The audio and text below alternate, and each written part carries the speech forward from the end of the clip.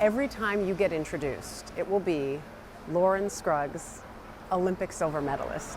Yeah, I mean, it's unbelievable. I think when I qualified, I knew I was going to get a medal, I was losing my mind. I sat in the waiting room, getting ready for my final bout, just in awe. I was like, oh my God. I kept hitting my face, is this real? But yeah, insane. You got to share the moment with a teammate. The fact that you and Lee Kiefer were in that final for the first time ever for the women from the U.S., did it make it more special in a way, or harder that you're competing against your teammate? I think it definitely made it more special. It's before we, went in there, it seemed like it was all fun. We're just kind of happy to be there. Right. Me, I was super You were happy to be there. And yeah, I didn't feel any sort of pressure compared to the rest of the day. I just wanted to fence out there one last time in front of that crazy crowd and just, make history. Do you have a snapshot moment from that final? Just taking off my mask and seeing, everyone clapping and cheering was just insane. Yeah. How about the podium? Sharing that again with your teammate. Yeah, I mean, it's just amazing to, it's amazing to see North America up there, especially just double America. Crazy, never happens really. Yeah. So yeah, it was just super special and crazy moment. We always ask questions like, was the reality what maybe your expectation was? How has the reality been compared to the expectation? Honestly, I think crazier.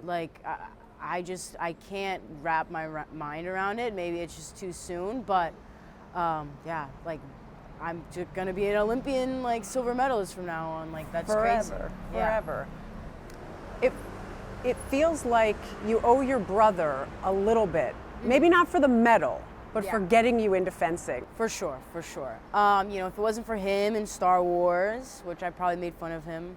So he loves Star Wars. Yeah, big Star Wars guy. And how did that lead to fencing? I think he just was I really like sword fighting, and I think my mom saw an ad for a local club in Brooklyn, and he just maybe they had free lessons or something. He did it, it stuck with him. And then you followed. Yeah, and then it just automatically just clicked like that with me. So is it like a lightsaber when you're fencing? Foil, no, but saber, yes. Okay. This moment means so much, not just for the U.S., but also for women of color. The first black woman from the U.S. to win in your event. Can you explain what that means to you? Yeah, I mean, I think it's just an honor to have that title. It's an honor to be able to be someone that people can look up to and, to inspire, people like me. So just an honor. I'm super grateful, super proud, to be in the position and, ready to take on the mentorship and, things of the position. You mentioned mentorship. One of your mentors was in your shoes as a man a while ago and couldn't be here with you, Peter Westbrook. Yeah, Peter is amazing. I mean, just race aside, he's a legend. And to think that at the time when he was fencing, he was doing all of that, and it was much harder to be, a black man fencing back when he was fencing than it is today, obviously. Yeah. Just crazy to be around him and to be in his presence. So he's a big inspiration, and just I've learned a lot from him. We always say you have to see it to be it. We certainly speak about that in women's sports a lot now. You are it. What does it mean to you that young girls are going to look to you? I mean, it's insane and awesome. Just awesome. I hope that, my fencing can inspire little girls, not just even women of color, but just girls in general to be super fierce competitors and to fence. I don't think it's a sport necessarily pushed onto women too often or anyone in general. So hopefully, I can inspire, some girls. There's some other ways you can inspire, because you're not just an Olympian, not just a silver medalist. You go to Harvard. Underachiever? Yeah, I mean, super grateful to Harvard. They've been super supportive. A lot of professors, admin emailing me. Coach Daria is here. I heard her voice in the stands. That's awesome. But yeah, thank you, Harvard. Go Crimson. Yep.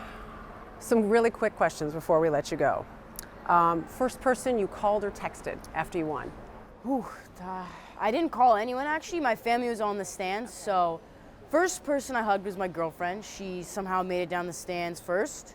Actually, first person hug was my coach and dad, Sean. Okay. Then my girlfriend, then my mom, then my brother, then my grandma. And They then were my all two little yours. sisters. It's perfect. Yeah. Have you thought about where you're going to keep that beautiful medal? Probably where the rest of my medals are. It's in the basement. Okay. Yeah, in the basement of my house. Has it come off your neck since it's been put a place upon your neck yet? Not really. I've had it on for basically the whole day. Besides maybe giving it to my little sisters to hold, but it's been near me like since I got it. If there was an Olympic sport you could do because you can't do yours, what would it be? Maybe Batman. I think they're really cool sport. Okay. I read that you like music. Your walkout song in your head is what when you're heading out? Dreams and Nightmares by Meek Mill. Fire song. Awesome. Yeah. Finally, the Olympics in Los Angeles in 2028. Finish this sentence. Yeah. When the Olympics are in LA in 2028, I will be In LA, hopefully. Thank you. Thank you. Congratulations. Thanks.